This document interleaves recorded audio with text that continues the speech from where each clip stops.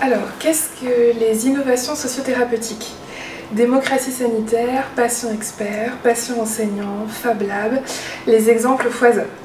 Mosaïque très diverse sur le territoire français, ces innovations reposent très souvent sur les convictions individuelles et le bénévolat des acteurs de soins. Définir les innovations sociothérapeutiques, c'est définir un ensemble de pratiques qui introduisent les humanités dans le soin et qui se distinguent de la médecine biomédicale fondée sur la recherche scientifique positive et l'evidence-based medicine. Tournant dans l'histoire de la médecine telle qu'elle s'écrit depuis le XIXe siècle, les innovations sociothérapeutiques bouleversent la compréhension de la santé, de la maladie, du soin et du savoir. Quand l'evidence-based medicine se situe du côté de la science et vise à établir des savoirs scientifiques prouvés et solides, les innovations sociothérapeutiques portent elles sur les pratiques.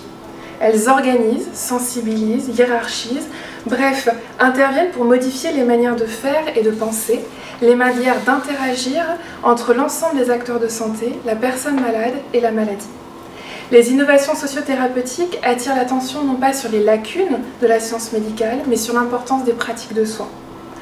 Avec ces innovations, la maladie est comprise comme un enjeu global, existentiel. La santé est une reconnaissance de la vulnérabilité humaine.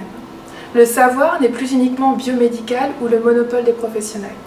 Ce faisant, c'est la notion d'efficacité qui est questionnée par les innovations sociothérapeutiques. L'efficacité repose sur des qualités de vie et des qualités de soins.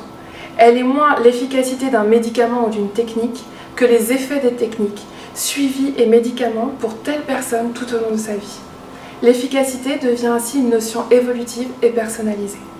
L'enjeu du rapport sur les innovations sociothérapeutiques de la chaire de philosophie à l'hôpital n'est pas de réaliser un panorama exhaustif de ces innovations, mais de comprendre plus précisément en quoi elles se distinguent du système de santé dominé par la médecine biomédicale et de quelle manière elles mettent en cause les critères de l'evidence-based medicine.